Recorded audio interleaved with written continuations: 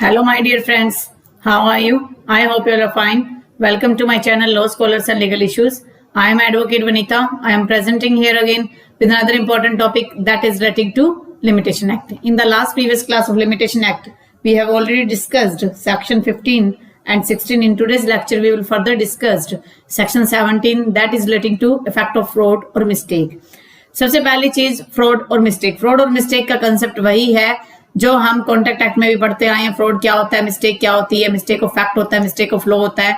Fraud actual में होता क्या है, फ्रॉड के बारे में अगर हम देखें तो फ्रॉड का मीनिंग लेकर अगर हम चलें तो फ्रॉड को आप ये कह सकते हो कि किसी को धोखा देना। नॉर्मल सेंस में फ्रॉड का मतलब है कि किसी को धोखा देना। वो ऐसा है कि जिससे कि कॉज ऑफ एक्शन अराइज हो जाता है।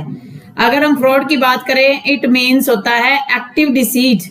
एक्टिव डिसीट की किसी व्यक्ति को टेक्टिक से, आर्टफुल तरीके से किसी व्यक्ति को हम डिसीटफुल मैनर में डिफ्रॉड कर रहे हैं, धोखेधड़ी जिसके साथ कर रहे हैं।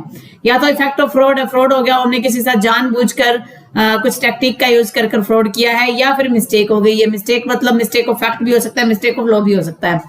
तो कह रहा है where in the case of any suit or application, here the word uses suit and application for which a period of limitation is prescribed, जिसके लिए पीरियड ऑफ लिमिटेशन जो है वो प्रिस्क्राइब्ड है by this act. Suit or application के लिए normally 1 year का जो है लिमिटेशन पीरियड, वैसे 3 साल का होता है, लेकिन कह रहा है कि किस तरीके से प्रिस्क्राइब किया गया है उसकी बात हो रहा है। जब हम बात करते हैं सूट की, और यहां पर ये आप समझ लीजिए कि नॉट अप्लाई टू अपील्स और क्रिमिनल मैटर्स। तो क्रिमिनल मैटर्स पर ये अप्लाई नहीं होगा, क्रिमिनल्स पर अप्लाई नहीं होगा। क्रिमिनल्स नहीं, सॉरी, क्रिमिनल मैटर्स की बात हो रही है ये, ठीक है, उन पर ये अप्लाई नहीं होने वाला। तो अप्लाई कहाँ होगा? देखिए, द सूट पर होगा, एप्लीकेशन पर होगा। Is based upon the fraud of the defendant और रेस्पोंडेंट और his agent. Plaintiff case file कर रहा है ना, तो प्लेंटिफ क्या करेगा, वो बताएगा कि जो डिफेंडेंट है उसने फ्रॉड किया, या रेस्पोंडेंट जो था पेटिशनर रेस्पोंडेंट तो उसने फ्रॉड किया या उसके एजेंट ने किया। The knowledge of the right or title on which a suit or application is founded is concealed by the fraud of any such person. Knowledge of right or title जिस base पर fraud किया गया है, suit file किया गया है, तो उसकी यहाँ पर बात हो रही है। ऊपर वाले केस में तो क्या है कि फ्रॉड एक्चुअली फ्रॉड होगा। यहाँ पर जो मानेंगे, अगर यहाँ पर हम इसको समझते हैं तो ये क्या होगा, एक्चुअली फ्रॉड होगा, ये एक्चुअली फ्रॉड। और नेक्स्ट में क्या होगा, फ्रॉड्यूलेंट। नॉलेज थी उसे, फ्रॉड्यूलेंट कंसीलमेंट किया गया है, जानबूझकर कुछ छुपाया गया है। नॉलेज थी उस व्यक्ति को लेकिन जानबूझकर छुपाया, तो वो क्या बोला जाएगा, फ्रॉड की कैटेगरी में आ जाएगा। The suit of application is for relief from the consequences of mistake. कि जो सूट और एप्लीकेशन जो फाइल किया जा रहा है वो रिलीफ के लिए किया जा रहा है, कि वो रिलीफ दिलवाया जाए जिसमें मिस्टेक की वजह से कुछ समस्या हुई थी, मिस्टेक की वजह से कुछ घाटा हुआ था, तो उस रिलीफ की बात जो यहाँ पर की जा रही है। अगर हम बात करें नेक्स्ट प्रोविजन की, that where any document necessary to establish, जहां पर, पहले इसको आप हाईलाइट कर लीजिए, where a document, any document necessary to establish the right of plaintiff, जहां कोई डॉक्यूमेंट जो है किसी प्लेंटिफ के राइट को एस्टेब्लिश कर सकता था, उस डॉक्यूमेंट को हैज बीन फ्रॉडुलेंटली कंसील्ड। यहाँ डॉक्यूमेंट कंसीलमेंट की बात आ रही है, डॉक्यूमेंट छुपाया जा रहा है, तो उस मामले में क्या होगा, the period of limitation shall not begin to run. Period of limitation shall not begin to run, नहीं चलेगा अनटिल, जब तक कि प्लेंटिफ और एप्लीकेंट ने वो फ्रॉड जो है उसके सामने नहीं आया, या कंसेंट जो है, मिस्टेक जो है उसके सामने नहीं आई। With reasonable diligence, reasonable diligence का मतलब है कि रीजनेबल तरीके से, बुद्धिमत्ता से उसके सामने ना आया हो, सामान्य व्यक्ति के हिसाब से, या उसने डिस्कवर नहीं किया, उसके सामने किसी तरीके से वो उसने पाया ना हो। और इन the case of concealed document, concealed document के मैटर में, until the plaintiff or the applicant first had the means of producing the concealed, जब तक कि plaintiff और जो applicant है मीन्स ऑफ प्रोड्यूसिंग, उसका क्या प्रोडक्शन है उस कंसील्ड डॉक्यूमेंट को पेश करने के लिए, उसके प्रोडक्शन का कंपल्शन ना करेगा तब तक जो है वो नहीं लाया जाएगा। प्रोवाइडेड दैट, प्रोवाइजो कहता है कि nothing in this section shall enable any suit, कोई भी सेक्शन में कोई सूट फाइल किया जाता है, to be instituted application to be made to recover or enforce any charge against. कह रहा है कि कोई भी सूट अगर फाइल किया गया है तो प्रोवाइजो ये बात करता है कि बार ऑफ लिमिट हो जाएगी, कहां पर हो जाएगी, जहां पर कोई भी चार्ज जो है वो रिकवर या इन्फोर्स नहीं हुआ उसके खिलाफ, और set aside any transaction affecting any property which, की कोई भी ऐसा मैटर जो है वो पहले डिस्क्लोज ना हुआ है। कौन कौन से मामले में? In the case of fraud, fraud के मामले में has been purchase for valuable consideration, जहां पर कुछ वैल्यूएबल कंसिडरेशन से कुछ परचेज ना किया हुआ, सेल ना हुआ हो, by a person who was not a party to the fraud, उस व्यक्ति के द्वारा जहां पार्टी टू फ्रॉड ना हो, यानी कि थर्ड पार्टी के बेनिफिट की यहाँ बात की जा रही है, बोनाफाइड परचेजर की यहाँ बात की जा रही है कि फ्रॉड के मामले में मान लो किसी ने वैल्यूएबल कंसिडरेशन से कोई मकान खरीद लिया है तो वो बोनाफाइड परचेजर है, did not at the time of purchase ना हो, और उस जिस टाइम पर उसने मकान परचेज किया और रीजन टू बिलीव, उसको इस बात का विश्वास ही नहीं था कि एनी फ्रॉड जो है वो हो सकता है। तो ये बोनाफाइड परचेजर के मैटर में ये बात हो रही है, बोनाफाइड परचेजर की ये बात हो रही है। तो यहाँ पर आप शॉर्ट वर्ड्स में यहाँ लिख लो बोनाफाइड परचेजर, कि बोनाफाइड परचेजर के मामले में जो है ये नहीं माना जाएगा।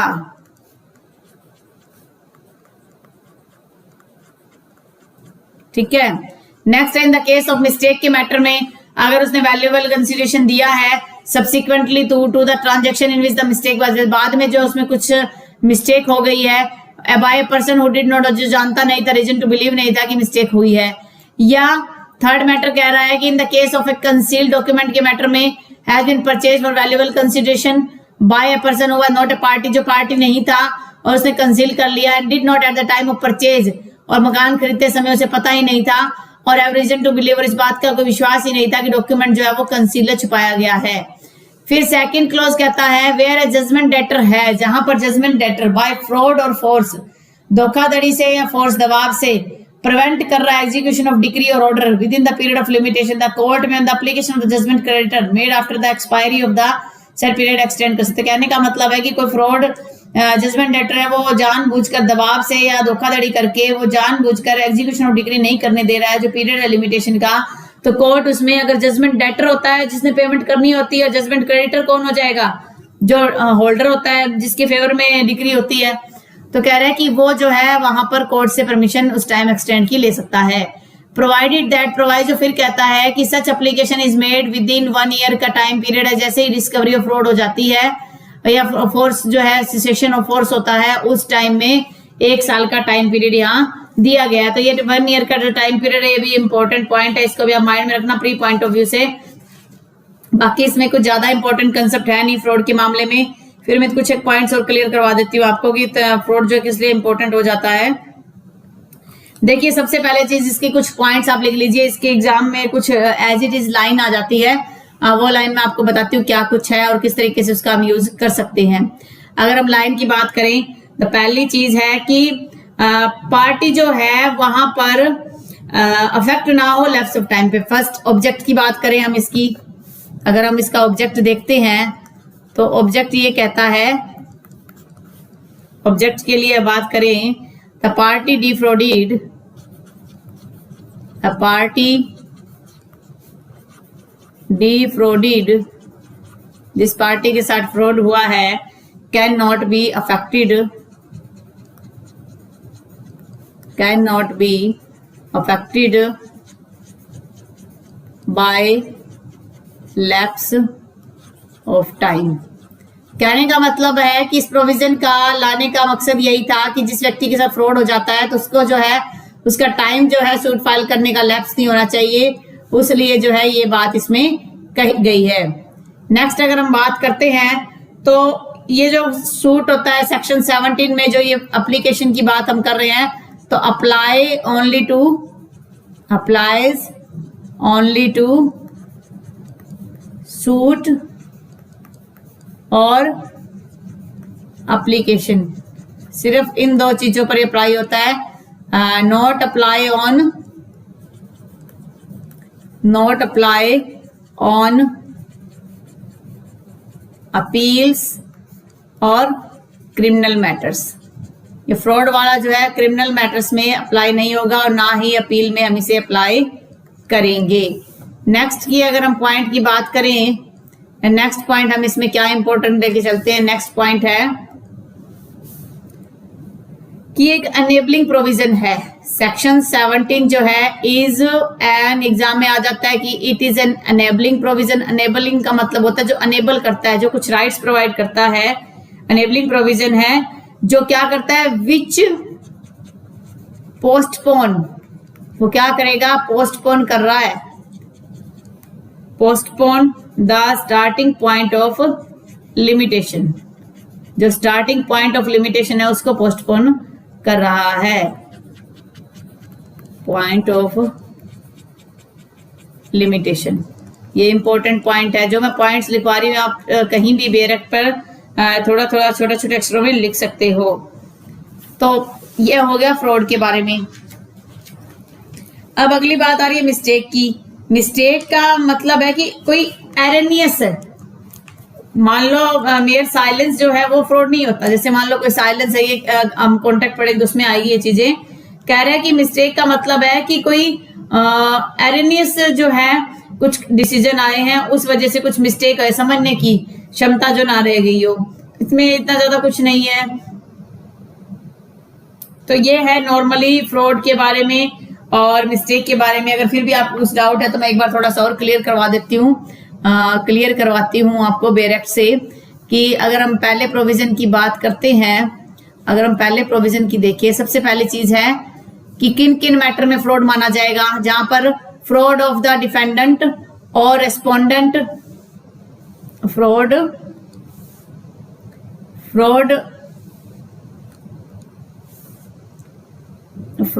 ऑफ द डिफेंडेंट और रेस्पोंडेंट और हिज एजेंट, ठीक है। सेकंड है नॉलेज जो थी उस राइट की या टाइटल की, जो भी उसको मिल रहा था सुपर पोजीशन के रिगार्डिंग, तो वो नॉलेज हुई है, उसे पता था पहले से किसी व्यक्ति को। एक तो किसी ने वैसे फ्रॉड कर लिया, एक को पहले से पता था, फ्रॉडेंटली कंसीलमेंट कर लिया। फिर जो है रिलीफ जो है वो उससे मिलना था, मान लो सूट एप्लीकेशन है उसमें कोई रिलीफ था, वो बार बार मिस्टेक की वजह से वो रिलीफ नहीं मिल पाया, या फ्रॉडलेंट कंसीलमेंट किया गया किसी डॉक्यूमेंट का, ये फ्रॉड की कैटेगरी में माना जाएगा, ठीक है। इसके बाद अगर हम आगे बात करते हैं बेयर एक्ट के प्रोविजन की, तो लास्ट पॉइंट इंपॉर्टेंट है कि 1 ईयर का जो ये टाइम पीरियड है, ये टाइम पीरियड आप याद रखिएगा। फ्रॉड के मैटर में जब भी आप बात करोगे ना, 1 ईयर का टाइम पीरियड होगा। चाहे हम section 11 of Hindu marriage act ले लें, उसमें भी फ्रॉड की बात हो रही है, फोर्स की बात हो, तो 1 ईयर का टाइम पीरियड है, इससे ज्यादा जो है आपको टाइम नहीं मिलेगा। तो आज का हमारा ये जो एक ही सेक्शन का लेक्चर है मैं आपको करवा रही हूँ। आई होप आपको आज का ये लेक्चर अच्छा लगा होगा। अगर आपको फिर भी किसी प्रकार का फ्रॉड के रिगार्डिंग डाउट है तो आप मुझे कमेंट कीजिए और अपनी रिवीजन भी करते रहिए। कोरोना के इस टाइम पीरियड में आप अपने फैमिली मेंबर्स का, अपने नेबरहुड का ध्यान रखिए। Stay home, stay safe, stay healthy. Thank you for watching. Have a nice day.